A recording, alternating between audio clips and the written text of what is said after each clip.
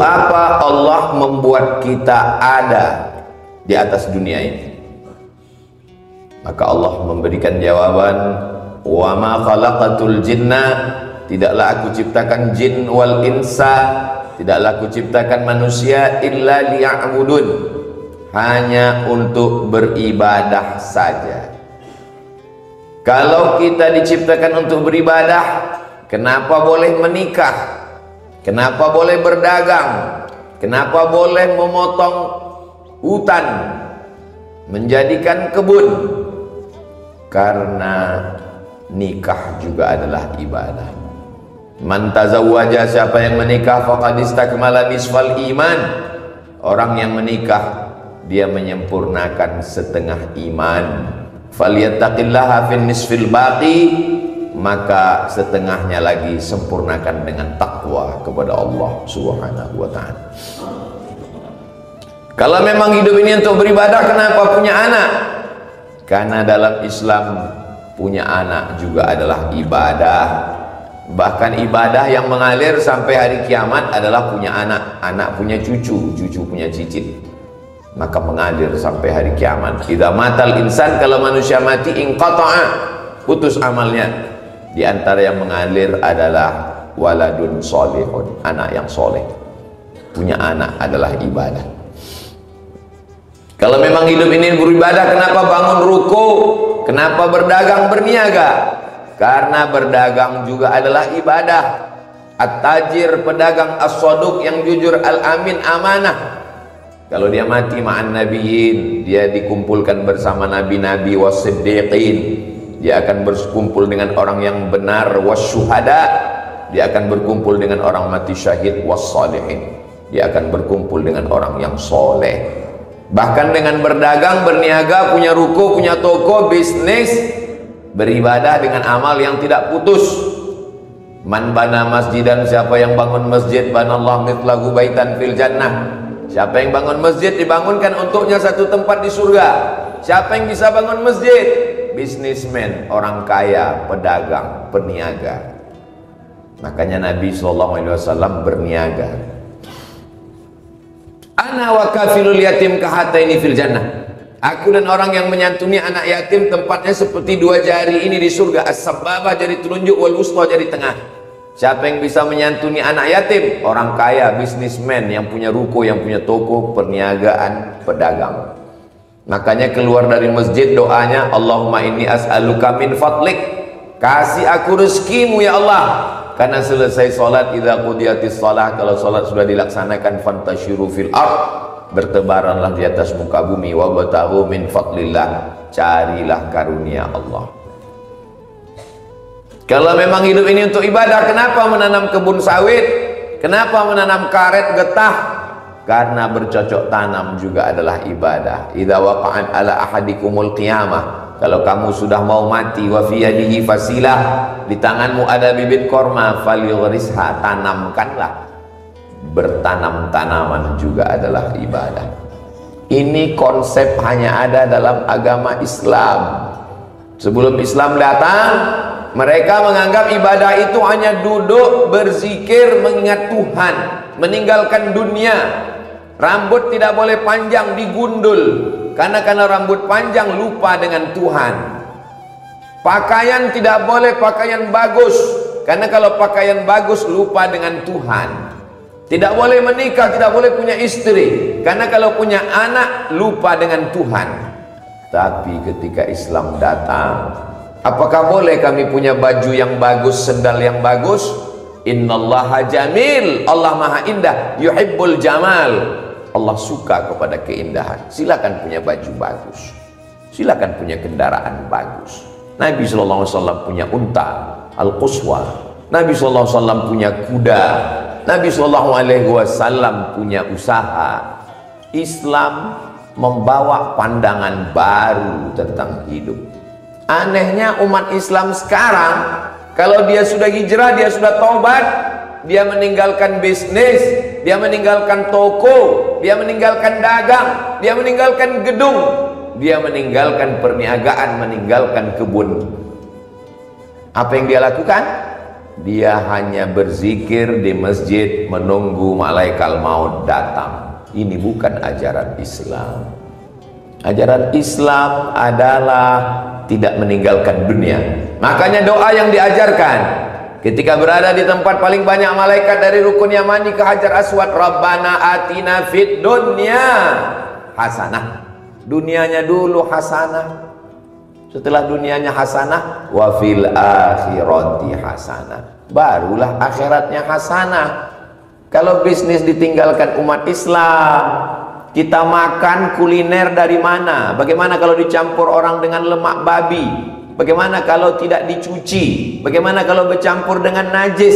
Umat Islam mesti punya usaha air minum, mesti punya usaha kuliner. Kalau tidak, umat Islam akan terjerumus pada makanan haram. Kulu, makanlah min thayyibat, makanan yang baik-baik saja. Kalau umat Islam meninggalkan pertanian, tanah kita digarap orang. Gemah ripah lo jenawi, tongkat dan batu jadi tanaman, untayan zamrud katulistiwa, indah cantik. Tapi tanah bukan lagi punya kita. Tanah kita diambil oleh orang lain yang izin pengelolaan hutannya 90 tahun. Mati kita, anak kita masih lagi tersandra. Mati anak kita, cucu kita pun belum bisa menggarap tanah itu. Kenapa? Karena perjanjiannya dengan orang 3 generasi. Diambil orang lain. Kenapa diambil orang lain? Karena umat Islam lemah. Kada al-faqru ayyakuna kufran. Hampir saja kefakiran membuat orang menjadi kafir. Siapa yang imannya bisa dibeli dengan sebungkus mie instan? Siapa yang imannya bisa diperdagangkan hanya dengan baju kaos bekas? Orang miskin, orang susah.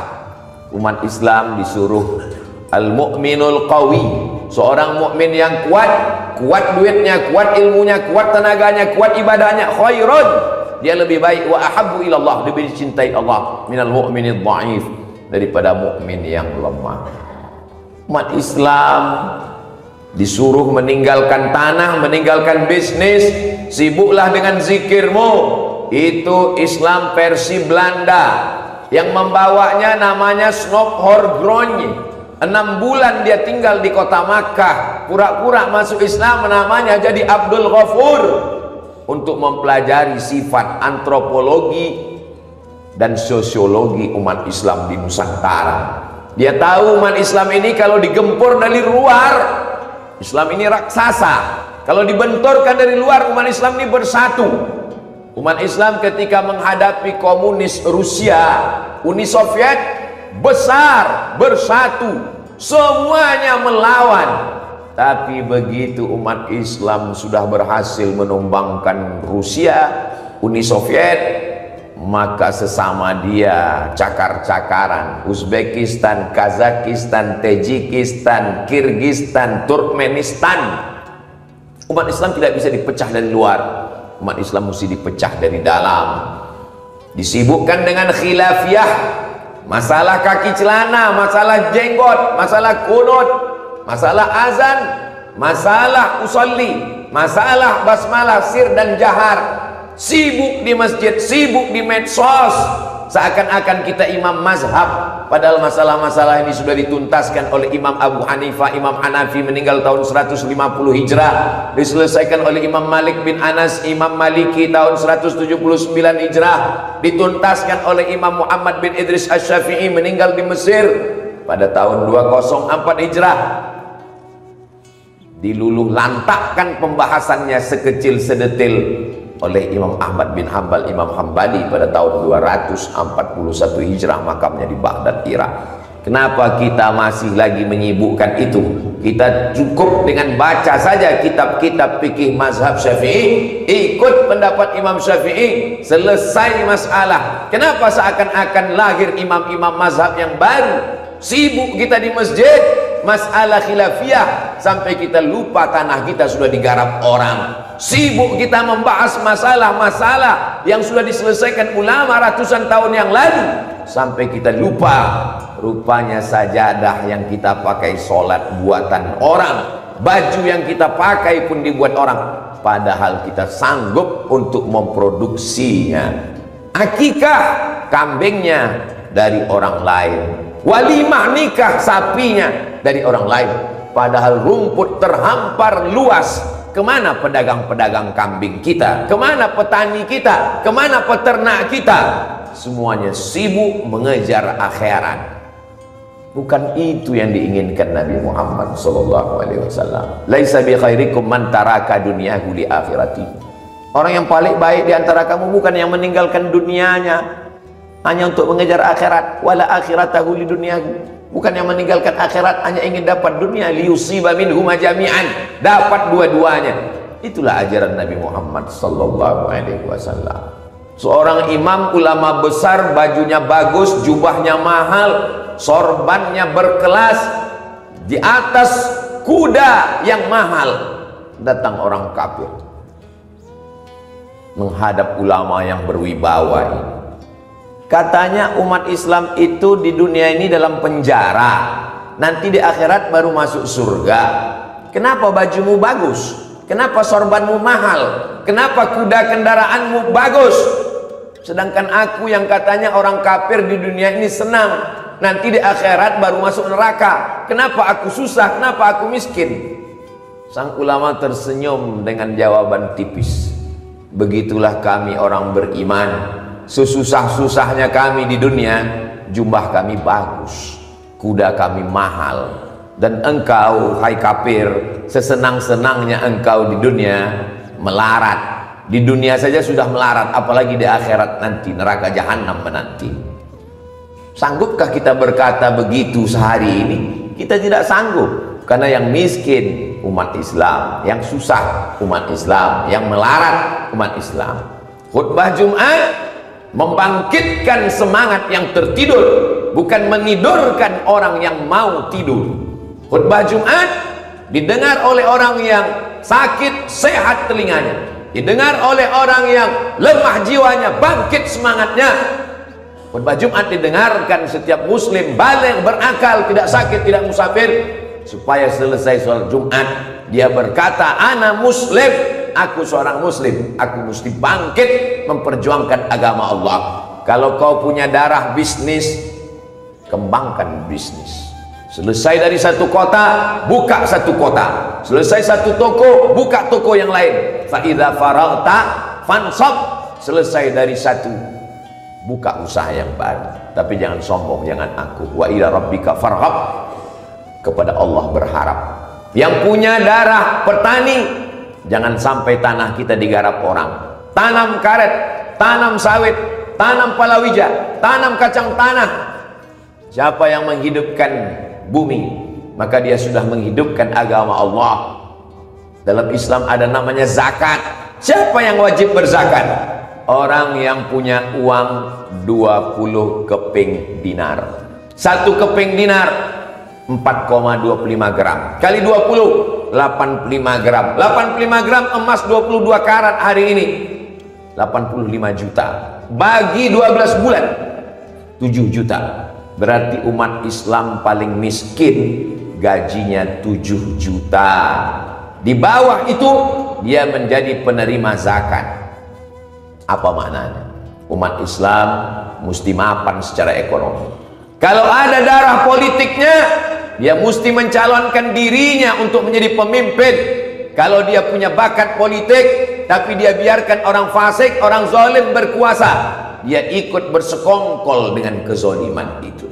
Seandainya doamu makbul dan doamu cuma satu, mintalah pemimpin yang adil. Sab'atun yuzilluhumullah, ada 7 golongan yang dapat naungan Allah pada hari kiamat di padang mahsyar, yauma la zilla illa zilluh.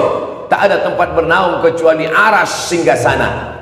Maka yang dapat naungan adalah yang pertama, imamun adilun, pemimpin yang adil. Pemimpin yang adil, dari sejak yang paling atas sampai ke gubernur, sampai bupati, wali kota, camat, kades, kadus, lurah, RT RW.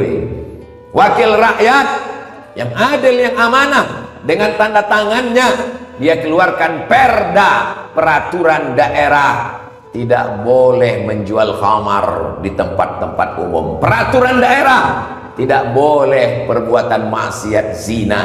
Negara kita negara demokrasi. Konstitusi kita tidak lagi tinggal di negara kerajaan. Maka apapun yang diinginkan umat Islam, dia bisa memilih wakil-wakilnya. Wakilnya berjuang di parlemen. Parler, bahasa Prancis artinya bicara. Parler, bicara. Parlemen, tempat orang berbicara. Maka kalau ada orang yang dipilih, diangkat untuk bicara, tapi tidak pernah bicara, maka dia makan duit haram. Di akhirat dia akan dituntut di hadapan Allah Subhanahu wa ta'ala, karena dia dipilih, diangkat, digaji oleh negara dari pajak karena untuk bicara. Ada orang-orang yang tidak boleh berbicara, tapi ada orang yang wajib berbicara. Hidup singkat, gunakan kekuasaan menolong agama Allah.